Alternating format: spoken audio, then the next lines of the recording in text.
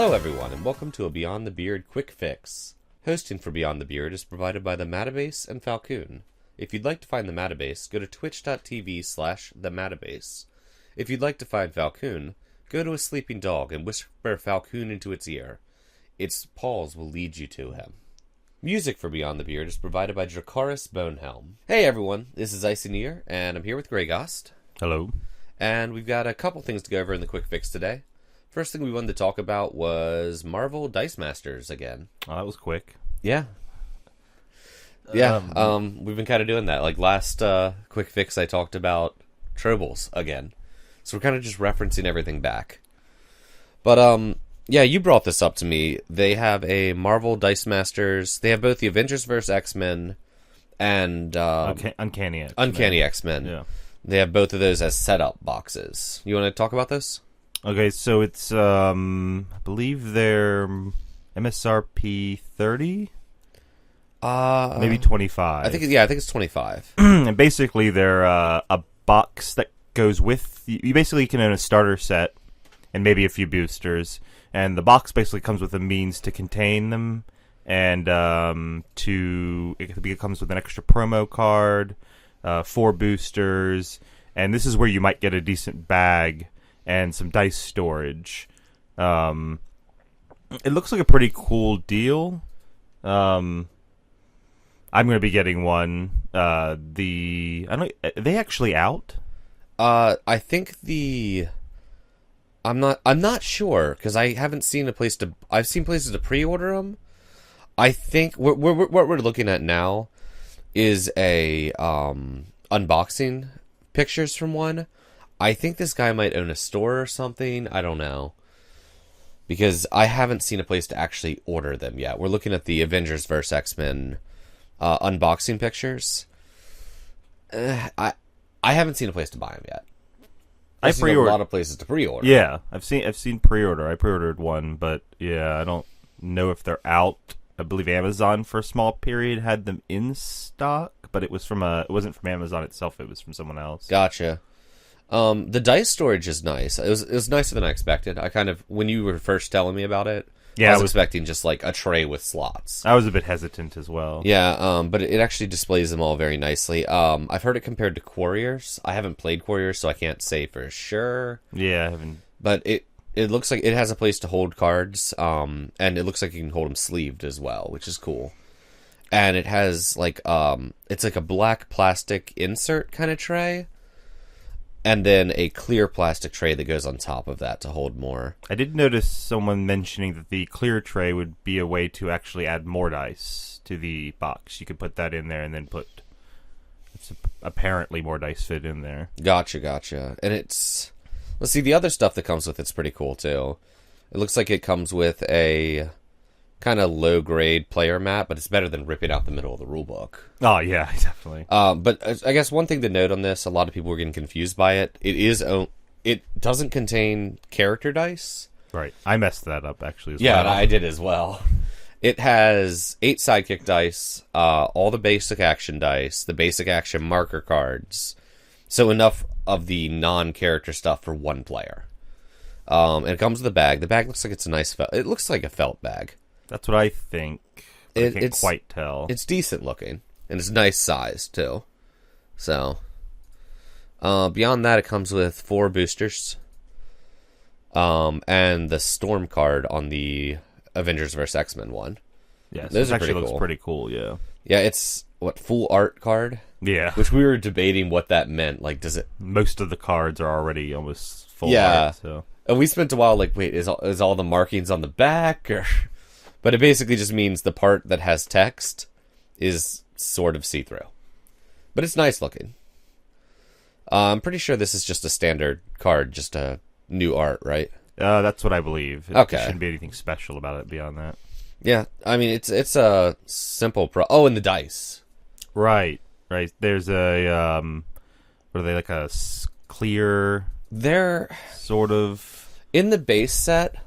I'm actually going to pull mine out real quick.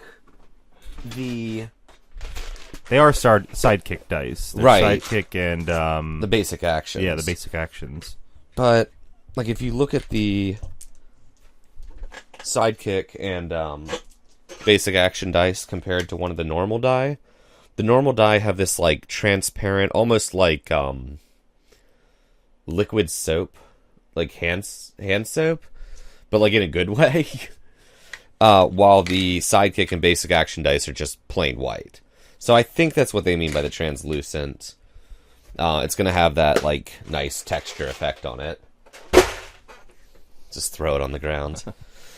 But yeah, anything else to say on that one? Nope, but except for I don't know. I think it's a good idea. It. Yeah, I like him. Yeah, I'm still undecided. I get the feeling it's something to like fill the gap because of these kind of short stock. Yeah, like the lack of boosters, lack of starter. This feels like some kit they just kind of came out with to kind of appease people who've already purchased in and stuff like that. But it looks nice. What I'm really hoping this might mean is the possibility of more than 2 players. Yes. Because Warriors, cool. I believe, is up to 4 players. So they made Warriors, the same designer. They know how to do it. So it'd be cool if this was a way for them to kind of ease into that. That would be cool.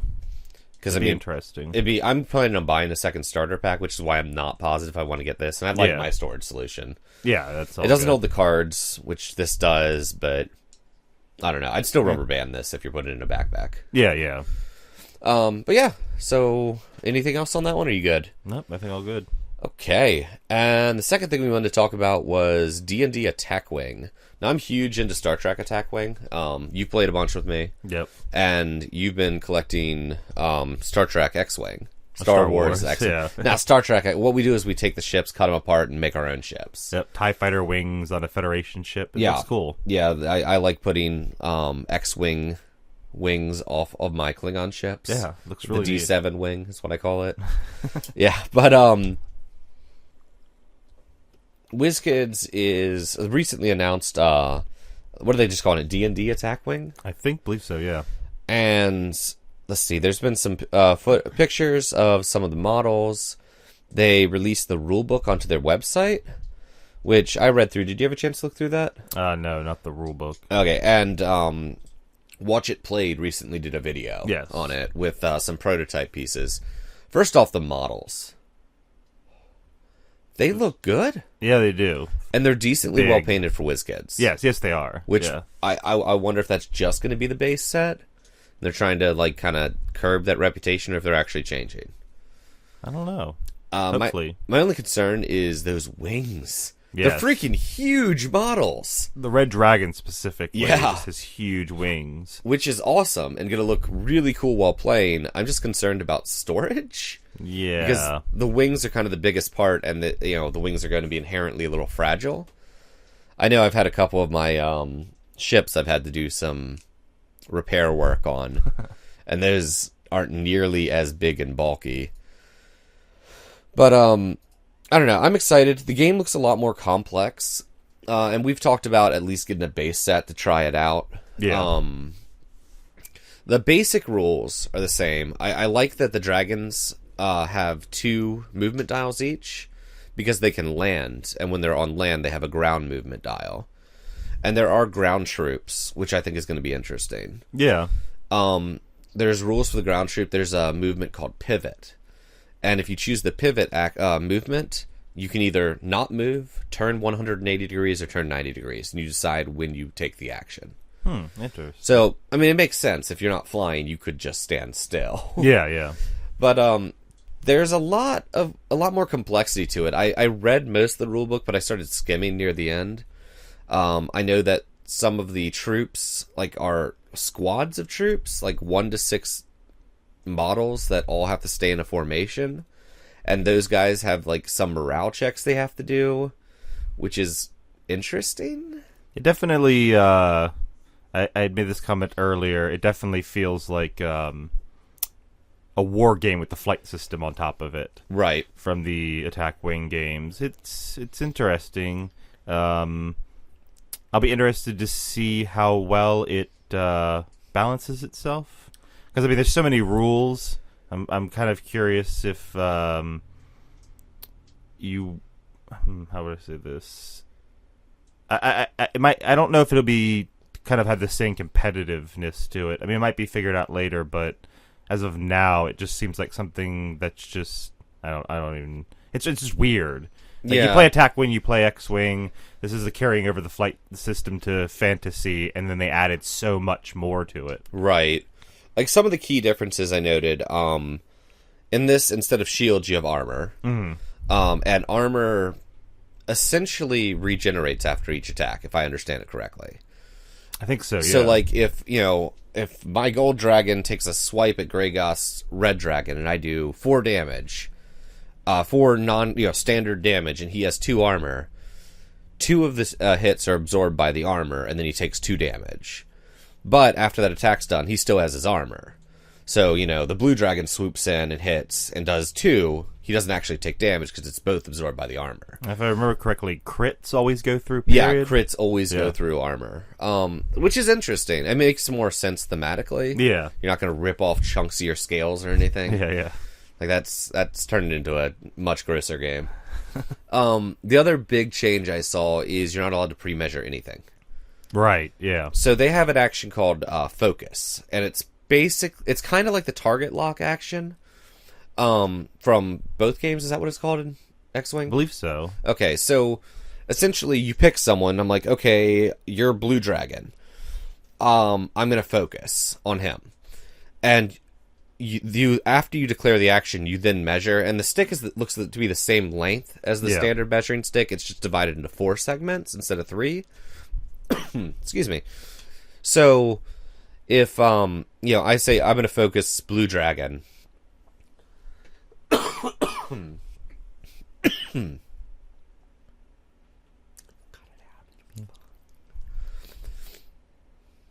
And then I can measure from my dragon to the blue dragon. If he's within 4, the focus happens. But I don't focus on that person. I just put a focus token next to my person. And I can spin that on any attack to reroll. It doesn't have to be against the blue dragon. And they're taken off at the end of turn. But if he's not within 4, the action fails. And I just don't get an action. But it seems like attacks work the same way. So you could use the focus... you could be like, okay, well, this guy's touching bases with me. I know I can focus him. But this guy's, I'm not sure if he's 4 or not. You could say, I'm going to focus him, so you get a chance to measure to know if your attack's going to hit. And I feel like that's going to add an interesting level of strategy to it. Another one was some of the secondary weapons have a cool mechanic that I kind of expect to see pop up in Attack Wing, which is cooldown timers. Right, yes. Basically, I use my fire breath, and it has I then put 3 weight tokens on it, and each turn I take one off, and once they're all gone, I can use it again. I actually like that one. Yeah, I do too, and I can see that happening in Attack Wing. There's some mechanics I can see them borrowing here. But, so what do you, any thoughts you have on this one? I'll be looking out for it. It's got... Oh, campaign mode. Did you want to talk about that? Right, yes. So the game is apparently going to be basically a long-term campaign where the base game will have, the starter kit will have a campaign, and that will actually stretch across further releases. I believe isn't it quite a few months long kind of thing? Or at least, I mean, as far as the releases are concerned, it's a long campaign. They're probably doing it in the same waves. Yeah, and I believe that's similar to how the op is going to function as well. Did they mention an op thing? Yeah, the op, they have, I forgot to double check, but they have like 6 or 7 planned months of it. And they're doing the ops the same way Star Trek does. Where, it's probably going to be bring so many. There is a blind booster. And there's participation prizes and a prize for each op. And then at the end of the arc, the grand prize for the first one is Tiamat. And, the MSRP on that guy, I saw the slip, is $80. So it's probably going to be, similar in size to... I would assume just a little bit smaller than Deep Space Nine. That's nuts. Because I think Deep Space Nine was 100 MSRP. Okay. I think is what they slip said. But I'm looking at some pictures right now, and... some of the ground troops are really cool looking. This one's a frost giant. Oh, nice. It's pretty sweet looking. And like there's some interesting rules on like dragon flight. I'm not sure if you saw this part, but a dragon can either be on the ground, flying, or swooping. And when it's swooping, it still uses the flying maneuver dial, but it can melee attack troops on the ground, and troops on the ground can melee attack it. So it's like flying low. Okay. So it gives you a lot of options there, because if you're flying, you can't melee attack people on the ground. You're just at a, too far of a height level. You can use breath attacks and stuff, I think. And then there's also some interesting things like some of the attacks are cones, where you don't declare a target, it just hits everything in front of you in a cone. And then there's going to be blasts, where basically you're not allowed to pre-measure, and you put the blast token somewhere, and it can't be overlapping bases, but you want it to touch bases, and then you measure out and make sure you could have shot there. It's kind of interesting. Yeah. So I'm excited about it. I think there's going to be some cool stuff. I'm a little concerned about the possible price. Yeah. So there does seem to be more model there, if you will. Yeah. You saw a price on the base game, right? Yeah, I mean, this may have just been a projected cost, but it looked like it was the same as the Attack Wing, X-Wing, $30-$40 range. That would be pretty impressive. Yeah, I mean, it would. It comes with 3 dragons, and they're big models. Yeah. So, I mean, if that's continued forward and the expansions are only 15 and you get the same quality of model, that's pretty nice. I would bet money that they're going to be more than 15 for expansions.